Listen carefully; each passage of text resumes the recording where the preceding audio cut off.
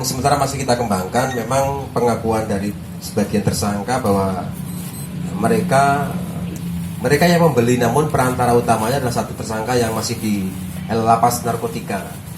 Jadi mereka tadi dijelaskan oleh Pak Wali bahwa mereka membelinya juga patungan. Jadi istilahnya mereka ini juga bukan kurir, bukan, karena mereka patungan iuran membeli barang tersebut dengan rencana diedarkan sebagian di Linggau, separuh di Sekayu. Jadi rencana barang ini bagi dua.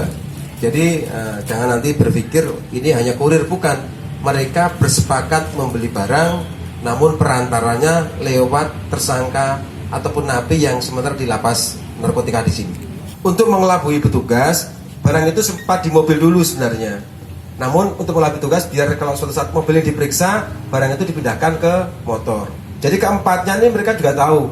Dan barang bukti itu sebenarnya bukan hanya di motor, pertama kali di mobil, biar tidak diketahui oleh petugas dipindahkan ke motor gitu loh.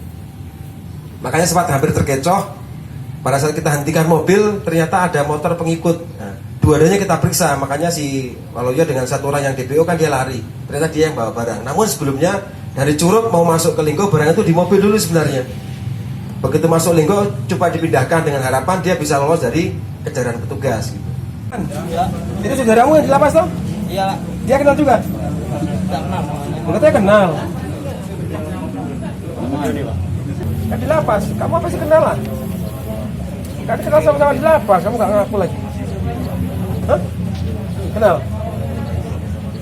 Kenal berarti. Jangan lupa subscribe, share, komen, dan like ya.